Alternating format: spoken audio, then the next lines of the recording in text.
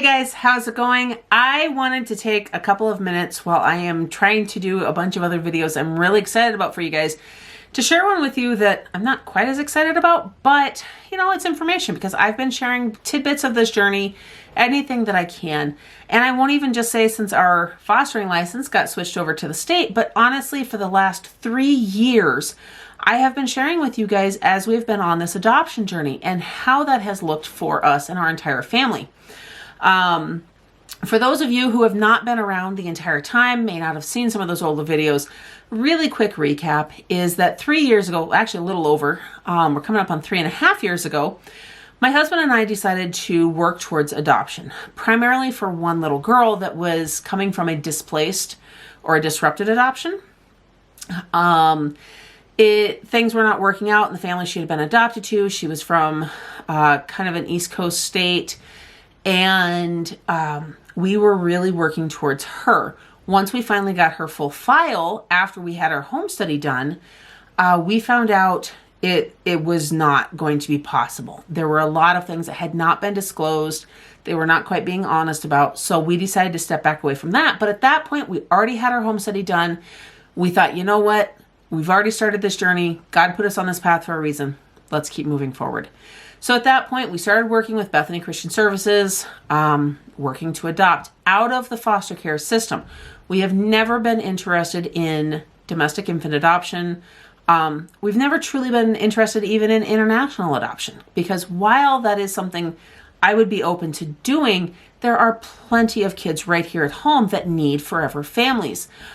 Because for whatever reason, the court system has decided that their birth family was not the best fit at that time. That's not a very good way to put it, guys, but that's what I got for the moment. So anyhow, fast forward hundreds. There's a video I did like a year ago where I shared the statistics. I had looked it all up through our file and stuff. The hundreds of kids that we inquired on, some sibling groups, some individuals, the intense hours of training, the conversations, everything. It all culminated to just over a year ago, right as we were telling our worker that, you know what, hey, we're done. Like, obviously this isn't working out. We're not going to renew our home study.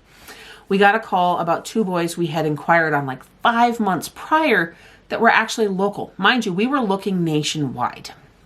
So they just happened to be local. We started the matching process. Everything seemed great. We started being matched in February of 2020. We got to start doing video calls and meeting the boys sometime in April, I believe it was. We got to continue doing all of that. We got to participate in family therapy sessions, which looked a little different because of COVID. But we did therapy sessions with the boys. It was 2 brothers. And then we got all the way to the end of July, and they decided it was time to go ahead and move both boys in with us. Now, there were a lot of other factors at play during that time frame too. We've had different people along the way, both from Bethany and the state, who've questioned various things like, did maybe we move them too fast? Did this or that? In the end, the consensus from all of the professionals working in their lives have said that no, that would not have changed what exactly happened. Guys, last August, I shared a very heartbreaking video that you'll be able to find. If I think of it, I'll put it in the description box down below. But it was how of the 2 boys, the oldest one, about 4 or 5 days in, I want to say it was, he actually attempted to kill one of the other kids in the home. It was an insane situation. It was a whole series of events that we are thankful things happened in the way they did. Otherwise, we would actually have lost a child, literally.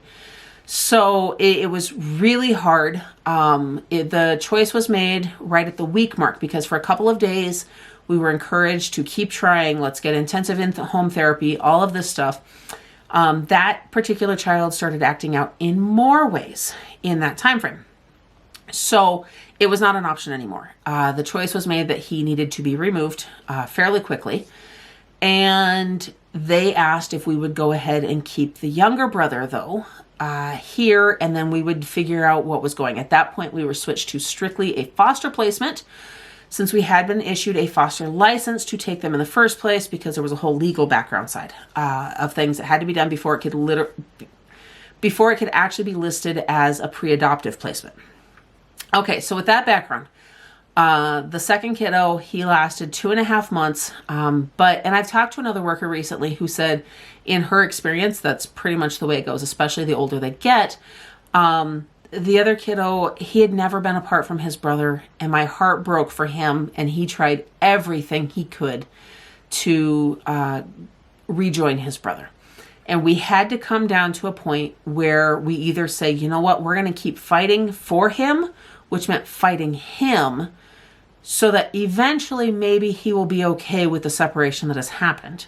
Or we could, in a sense, throw our hands up and say that we are letting go of him for his sake. Because if he can rejoin his brother and they can find a place for both of them together, that is going to be best. So, guys, that's not an easy choice to make. We ultimately made the choice to let him go with his brother because that was what was going to be best for everybody, because the ways he was acting out were continuing to increase and becoming a real danger to many people, including myself. So it was ultimately that, and guys, I cannot share the details, but let me tell you, it was ultimately a blessing that we made the choice we did, because some big things happened in their life that I will forever believe was best for them. Now, I pray that I'm right and that situation is continuing to work out. But had we fought for him, those things couldn't have happened the same way. So let's just put it that way. We are okay with that choice that was made. The whole situation kind of sucks, but ultimately we're okay with that. Okay, now I got to quit rambling. So fast forward, he left. We talked to a couple of people higher up in the local office. Said, you know what? Technically, our license was issued through Bethany. Bethany, guys, I've done another video on that where we said adios to Bethany Christian Services, who we have no interest in ever working with again. They are extremely money hungry. It is all about their bottom line, and I get it. They got people to pay and all of that. In Michigan, where they were started, they actually work directly with the foster care system. But apparently, other offices don't care. In fact, we were told that they would not allow us to use our foster license to foster because there was no financial benefit for them. Process that one. We were also licensed as a therapeutic home, which there is a high need for in this state. But again, unless it was going to end up being an adoptive placement that would ultimately earn them even more money, on top of the over $10,000 we had already paid, they wanted to make sure they got more. In fact, that became a big issue with the two boys. So we talked to the state. We said, you know what? Here we are. And during COVID, the state had changed some of their administrative rules to allow larger families to foster if we could demonstrate an ability to. Guys, it was huge. That was actually how we got our foster license in the first place, because we were able to demonstrate that in our 9-bedroom house, we had enough beds for them. We were able to demonstrate that in our 12-passenger van, I could personally transport everybody, myself, and be fine. We were able to show financially that we can care for everybody without getting the state stipend, which, mind you, definitely helps to take care of things. But we were able to demonstrate everything, and they said, okay, here you go. So then they issued us a state license. We fostered a couple kiddos. And right at the first of the year, we ended up with a sibling group. That has been an interesting challenge. We loved having them. And just a couple of days ago, they left. But here's the thing, guys. During this time, a couple of our kids have expressed some concerns or wishes about not continuing. It's not that they don't want to foster, but they've got some other side concerns and stuff. And having grown up as a birth child in a foster home, I really have to acknowledge their wishes and stuff, because that is not a courtesy that was given to us as kids. And so we have agreed that we're taking at least a couple weeks break, partially because the oldest kiddo that we had was a kind of a tough kid. He really started to wear on everybody.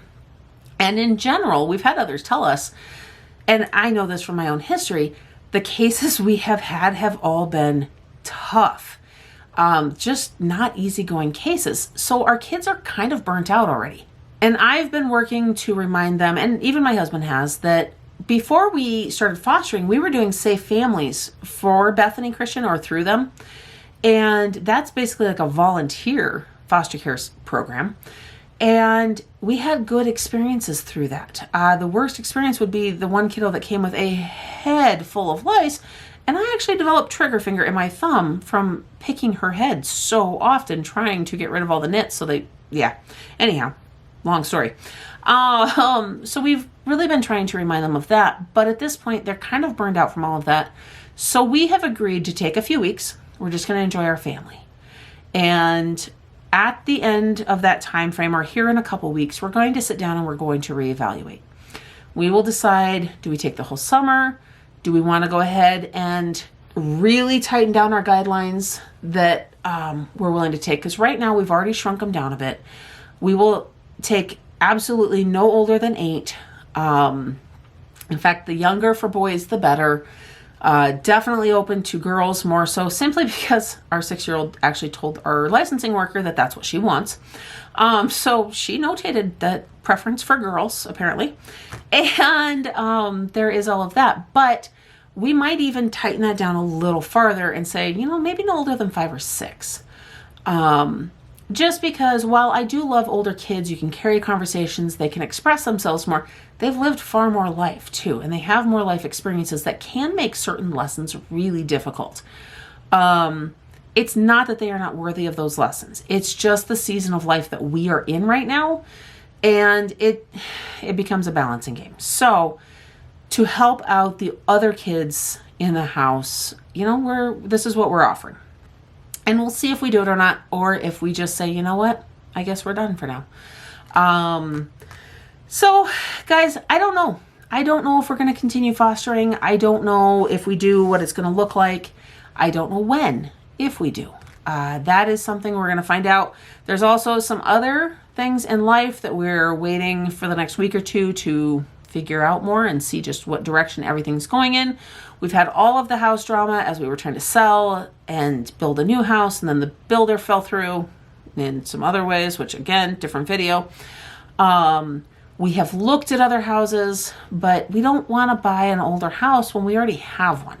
We have one that works for us. It's just we wanted the new house on a much larger lot, so we had no house projects and we could focus on everything outside, including massive gardening.